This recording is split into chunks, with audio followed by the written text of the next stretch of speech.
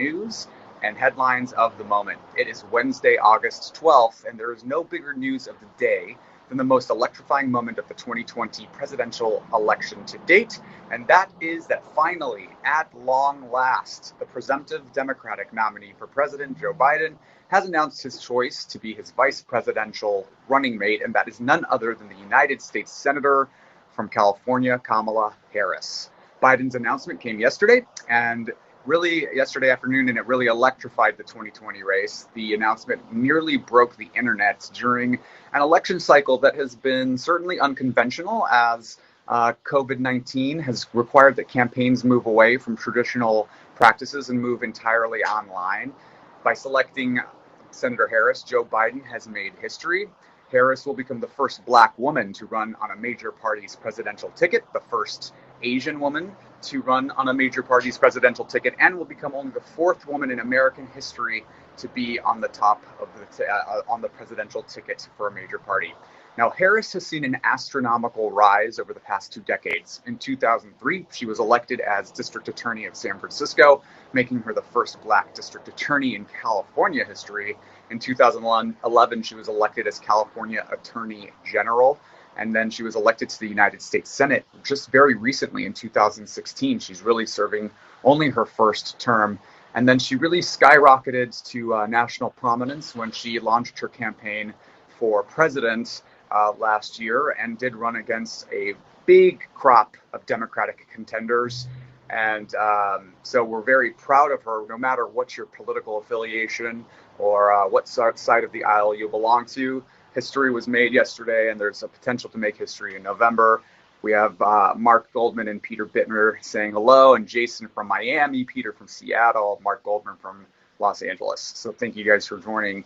Harris has become known for her savage grilling of Trump appointees and cabinet members during Senate hearings, earning her high marks amongst the Democrats.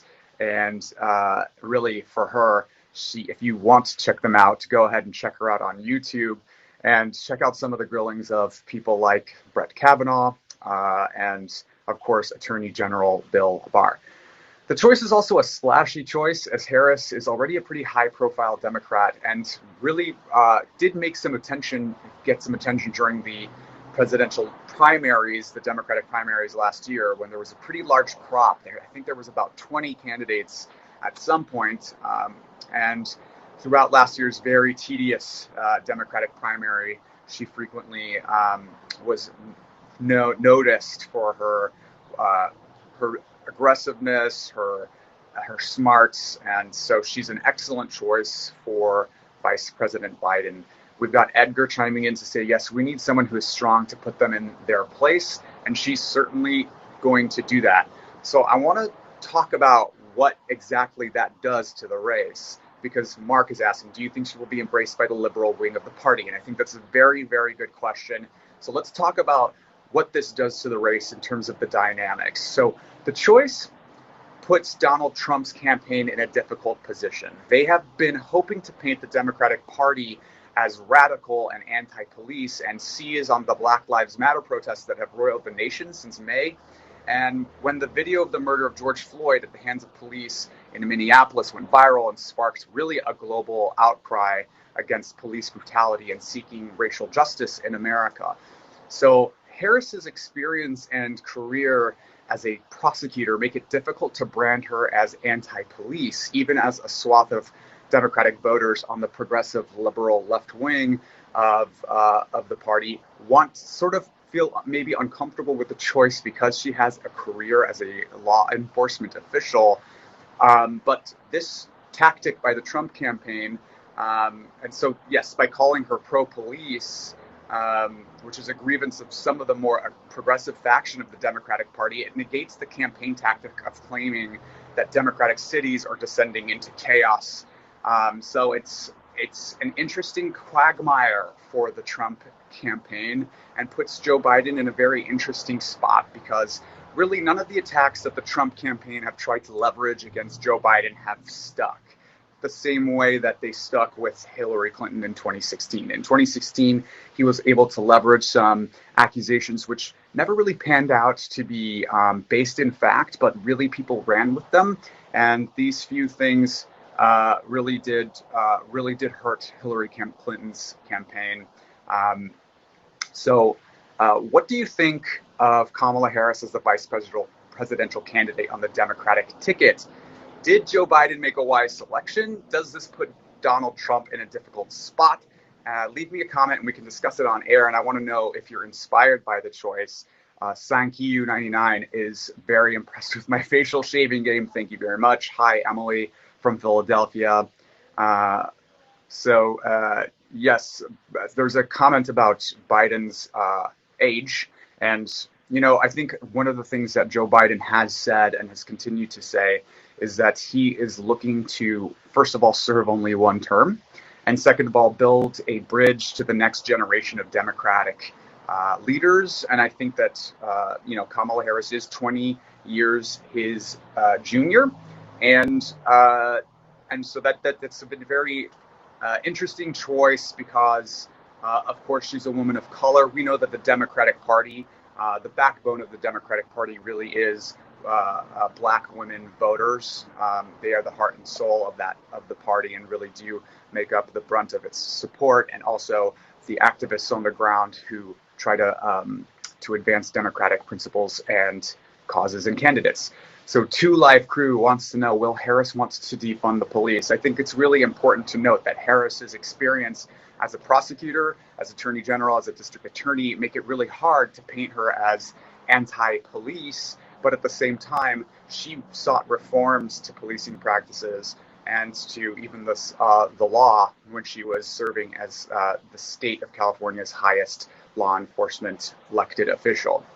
It's also important to note that Kamala Harris, Edgar says Harris got California billions more from the mortgage banks when the state attorney generals were suing them when she was California attorney general. She does have a history of seeking progressive reforms, and she was an early advocate for equality in the state. It's really important to know, however, that it's with Kamala Harris, it's not her job, Kamala Harris's job when she was attorney general or district attorney, to make law. Her job was to enforce law. And currently we have an attorney general of the United States, Bill Barr, who seems to shirk the law and only seek to enforce the law with when it serves the president of the United States and not all the laws. Vic would like me to wear more bow ties. I'll consider it, although Tucker Carlson has traumatized me in the past.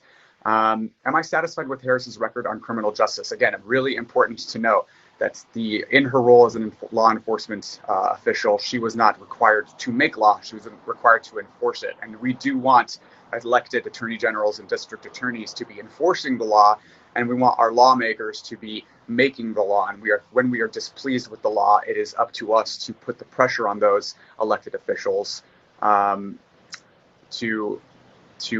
make the law in the image that we desire. So whatever the case, the selection is set to electrify the upcoming Democratic National Convention, which will take place beginning next week on Monday, August 17, and running through August 20th, Thursday, August 20th.